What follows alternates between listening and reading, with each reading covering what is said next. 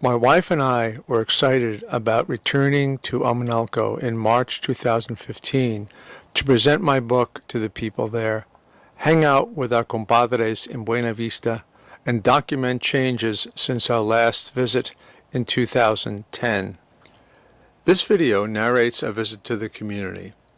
We eagerly anticipated meeting both Miguel Osario, director of the new Miyot Cultural Center, and Sergio Mendez, the young artist whose mural at the center graces the book's cover. These two young men were also instrumental in developing a new museum in Amanalco's main public building and had organized presentations about my book in both their community and the city of Texcoco. Driving a rental car from the airport to Amanalco, much of the landscape seemed unchanged, but a few things stood out. First was the new entrance art welcoming travelers into the community. As we passed into the heart of town, I began to notice stores highlighting an increased emphasis on the internet, and flyers for my upcoming talk displayed on the fronts of buildings. I was amazed to see an increased public use of Amanalco's indigenous language printed on some stores, such as this enterprise advertising seeds in both Spanish as semillas and in Nahuatl as xinachtli. Another dramatic change was the greater daily use by children of Amanalco Central Plaza, updated in 2012. Here, children pouring out of the adjacent public school lingered to use the new playground equipment and consume sugary sweets. We turn once again to our home in Amanalco, greeted by two of the residential grandchildren of our compadres. At Buena Vista, the newer building on the left was now complete for the brother of our compadre Juan Velasquez, housing his small family and their aging mother Concha. In the original house, a second story was being added for Juan and his wife, along with their 21-year-old unmarried daughter. The lower level housed their son Gordo, his wife, and their two young children. That night, most of the lineage linked to Buena Vista assembled for a festive meal, and afterwards I passed around a copy of my book and we looked at some parts of its website containing various videos about their family and the region. Before the night was over, we had a visit from Miguel Osario, and we discussed the presentation of my book to the community, taking place the next day.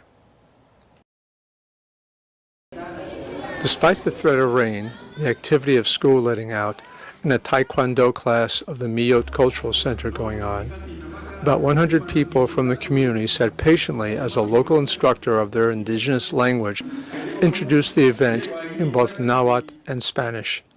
A panel of people, including community officials, politicians from Texcoco, Mexican anthropologists Tomas Martinez and Manuel Moreno, spoke briefly, introducing my work and its relevance to the region. In presenting the scope of the book, I talked about how, in 1972, I came to live in Amanalco and the many changes I observed over the past 4 decades. I then read from a Spanish translation of Chapter 4, dealing with some comical aspects of my first day in Amanalco, trying to explain to community leaders why, as an anthropology graduate student, I wanted to live in their village. 2 days after this presentation, a similar one was carried out in the Central Library of Texcoco. This time, the young artist Sergio Mendez was there, back from his university in another state. While this event was similar to the one in Amanalco, I made sure there was an emphasis on the discussion of the new museum in the community and the mural at its entrance. Earlier that day, the young artist explained to me the various meanings of his artwork called Rayos de Luz, or Rays of Light, symbolizing in his words the construction of a world based on the roots of the community. Here is a woman holding a basket representing the earth, giving us its fruits, if we know how to work and respect the land. We have here a young couple who have made a life commitment to each other, and they are set in a chiquihuite basket and surrounded by symbolic flowers, which represents the family's acceptance of their relationship.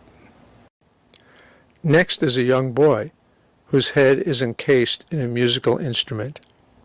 As it is blown, the air becomes wings, carrying to the present the great musical traditions of this community.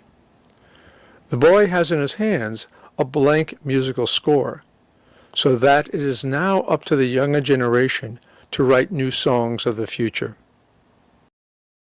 This top central figure is an older woman representing one of the few females who still weave the ixtli fiber from the century plant cactus. I use this image to help people fondly remember their mothers and grandmothers who did this in the past. Following clockwise is a representation of the high mountain springs, symbolizing water and women as the sources of life. She pours water from a vase from which also flows trout, now being farmed in the high mountain area fed by the springs. Next is a representation of the extraordinary common effort of the community 100 years ago to sell a huge amount of charcoal in order to buy the beautiful pipe organ still used in our church. An axe is wielded in a sea of flames to produce the balls of charcoal. Below that, a woman gives a blessing to her pregnant daughter, as this also travels to the child in her daughter's womb.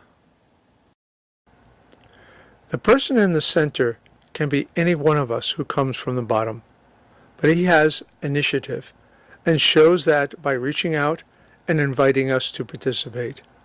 In this way, he supports others to get more involved collectively and prods us to be creative. Finally, the central character toward the bottom molds the world to form it, so we can see it and he gives it to us.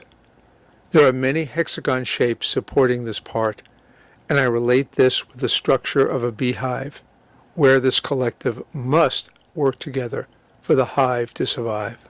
This beautiful mural links the panels created in a collaboration with young children in the community and stretches along walls depicting scenes of the plaza, children doing art and at school, a magical tree producing music, a local band, waterways, high mountains, and the traditional work of campesino grandparents.